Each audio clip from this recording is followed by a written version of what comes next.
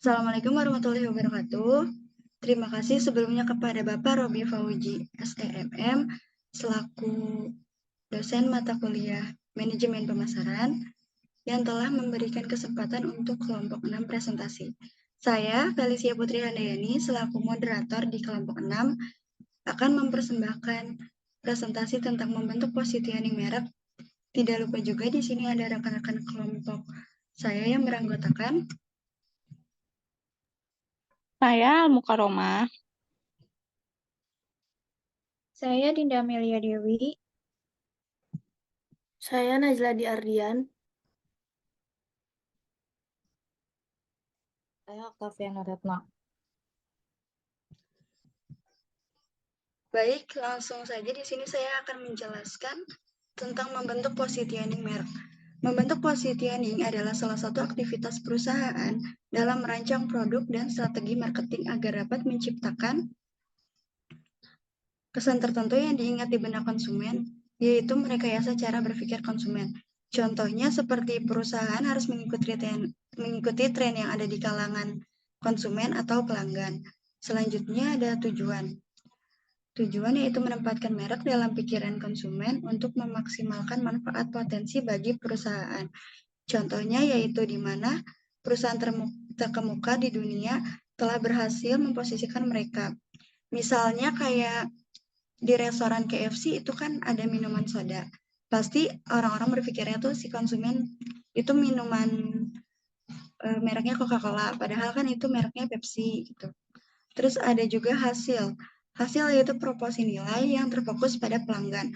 Contohnya pada aplikasi Shopee terdapat ulasan penilaian produk.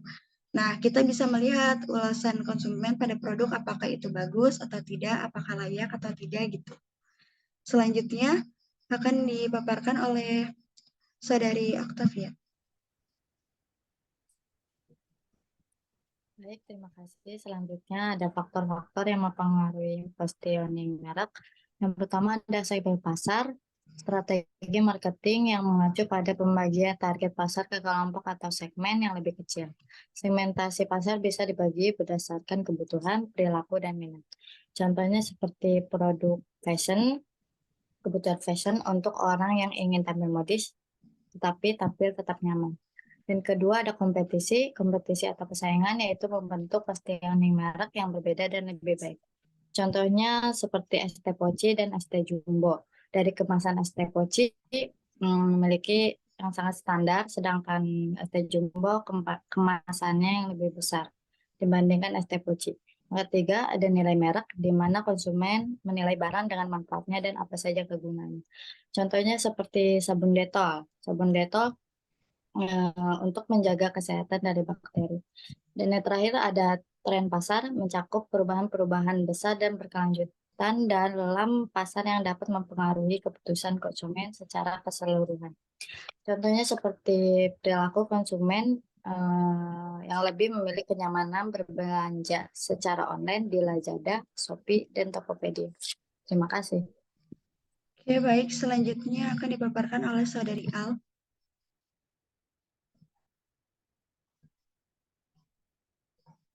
Dinda, maaf.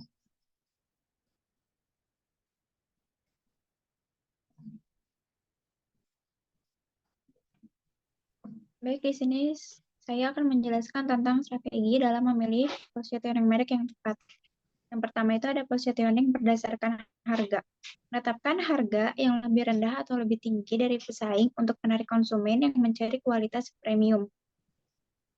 Contohnya itu ada produk IKEA. Kenapa harus IKEA? Karena barang-barang di IKEA atau produk-produk yang ada di IKEA itu kan punya harga yang mahal ya. Tapi mereka juga kan punya kualitas yang bagus yang bisa membuat mereka lebih unggul daripada pesaing. Yang kedua itu ada positioning berdasarkan kualitas. Memposisikan sebagai merek yang menawarkan kualitas yang lebih baik daripada pesaing. Itu contohnya seperti merek HP iPhone dan Android.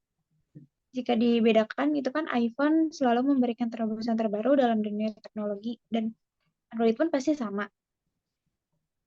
Tapi yang membedakan yaitu misalnya dari Kamera mungkin dari kamera iPhone itu kan lebih bagus ya, sedangkan HP Android. Terus juga ada sistem teknologinya dan baterainya.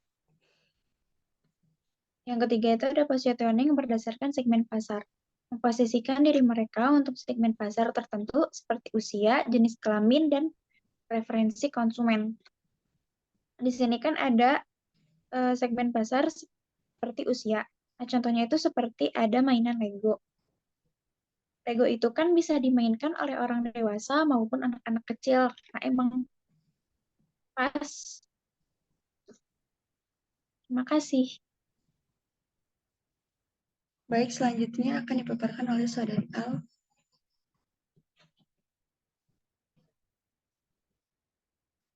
Contoh-contoh positioning merek yang sukses.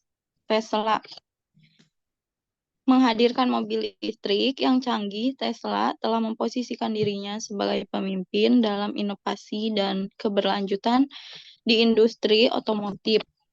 Mengapa harus memilih mobil Tesla? Selain canggih, mobil Tesla juga menarik terutama bagi kalangan anak muda yang tertarik pada modelnya dan warnanya. Dan yang kedua, Nike. Dengan semangat atletik dan branding yang kuat, Nike telah memposisikan dirinya sebagai merek olahraga terkemuka di dunia. Nike juga termasuk barang bermerek di kalangan anak muda yang suka sepatu simpel, bahan berkualitas, dan dari segi warnanya lebih tertuju pada anak muda. Dan ketiga yaitu Apple, dikenakan dengan inovasi dan desain yang elegan. Apple telah berhasil memposisikan dirinya sebagai merek yang eksklusif dan diinginkan, di mana Apple ini adalah barang yang sangat diminati semua orang, terutama di kalangan anak muda. Selain dari modelnya unik dan bagus, dari kameranya pun lebih jernih daripada HP Android. Dan terakhir yaitu Coca-Cola. Positioning Coca-Cola sebagai merek minuman penyegar yang menyatukan orang telah menjadi kunci kesuksesan mereka selama bertahun-tahun. Selain minuman yang bersoda, Coca-Cola ini sangat menyegarkan tubuh di saat cuaca yang sangat panas. Dan dari model bentukannya pun sangat mudah dibawa kemana saja. Terima kasih. Oke, baik. Selanjutnya akan dipaparkan oleh Saudari Najla. Di sini ada tantangan dalam membentuk positioning merek. Yang pertama ada perubahan preferensi pelanggan. Dengan perubahan dalam tren media sosial dapat cepat mempengaruhi preferensi pelanggan. Kayak contohnya Raffi Ahmad mempromosikan produk Pocari Sweat agar tetap diinginkan oleh konsumen. Lalu selanjutnya ada kehadiran pesaing. Pesaing yang kuat dapat mengancam positioning merek, oleh karena itu merek perlu mempertahankan keunggulannya. Contohnya jika pesaing menawarkan produk atau layanan serupa dengan harga yang lebih rendah atau dengan strategi harga yang berbeda, ini bisa menjadi bentuk kehadiran pesaing yang signifikan, kayak seperti ST Tali Pinggir dan ST Poci yang sama-sama bersaing. Lalu ada komunikasi yang tidak konsisten. Ketidaksesuaian antara pesan yang disampaikan oleh merek dan citra yang ingin dibangun oleh merek tersebut. Seperti di toko bolu yang sering mengganti-ganti logonya atau nama brand tersebut dan membuat pelanggan pun bingung. Lalu selanjutnya,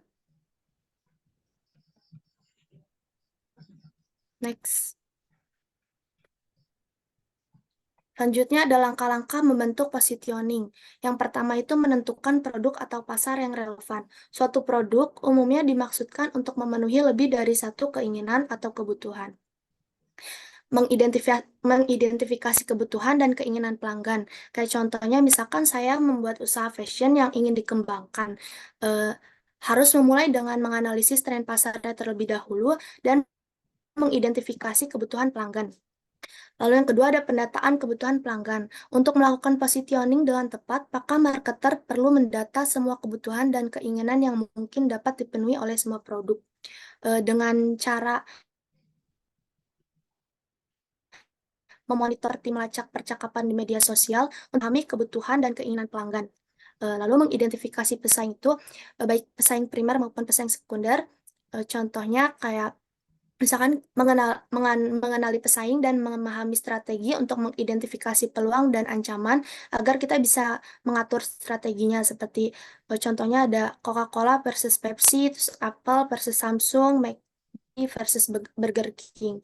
Terus ada menentukan standar evaluasi, menentukan cara dan standar yang digunakan konsumen dalam mengevaluasi pilihan untuk memenuhi kebutuhan mereka.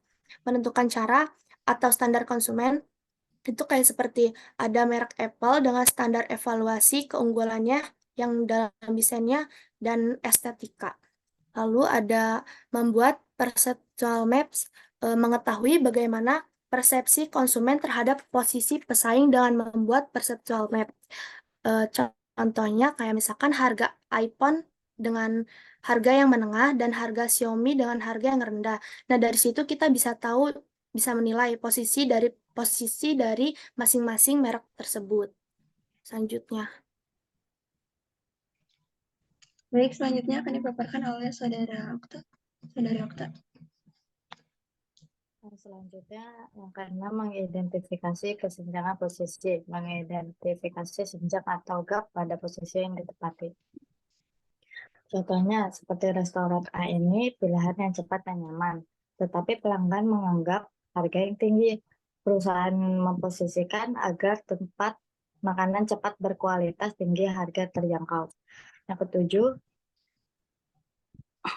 merencanakan dan melaksanakan strategi positioning. Setelah pasar sasaran ditentukan dan posisi yang dikehendaki ditetapkan, maka pemasaran harus merancang program pemasaran yang dapat memastikan bahwa semua informasi mengenai produk atau merek yang disampaikan kepada pasar akan menciptakan persepsi yang diinginkan dalam benak konsumen. Contohnya seperti membuat usaha restoran, cepat saji, identifikasi tren pasar dan kebutuhan konsumen saat ini. Yang terakhir, 8, memantau posisi. Posisi aktual suatu produk atau merek perlu dipantau setiap saat, guna melakukan penyesuaian terhadap setiap kemungkinan perubahan lingkungan. Contohnya seperti melacak ulasan pelanggan di e-commerce. Terima kasih. Oke, baik, selanjutnya ada kesimpulan menurut pribadi. Menurut saya, jadi keputusan. Oke, baik, selanjutnya ada kesimpulan menurut pribadi. Menurut saya, jadi keputusan positioning merek memerlukan penentuan preferensi dengan mengidentifikasi pasar sasaran dan sifat pesaing. Selanjutnya ada kesimpulan dari Saudari A. Kesimpulan menurut saya yaitu untuk mempertahankan dan mengembangkan bisnis usaha agar memperjelas target market yang dimiliki oleh perusahaan tertentu. Saudari Dinda. Baik, kesimpulan menurut saya yaitu adanya positioning merek, yaitu menciptakan langkah dalam proses penawaran merek kepada konsumen sehingga konsumen dapat menempatkan merek dalam pikiran konsumen dan juga untuk membangun kepercayaan konsumen atau pelanggan. Baik, selanjutnya Saudari Najla. Kesimpulan membentuk positioning merek itu melibatkan aktivitas yang menciptakan penawaran merek sedemikian rupa sehingga merek terdengar menarik bagi konsumen dan memperhatikan persepsi konsumen terhadap produk dan mereknya. Yang terakhir dari Saudari Okta. Menurut saya, positioning itu tindakan merancang penawaran dan citra perusahaan agar mendapatkan tempat khusus dalam pikiran pasar sasaran. Terima kasih. Baik, selanjutnya di sini juga ada kesimpulan menurut kelompok saya, yaitu next.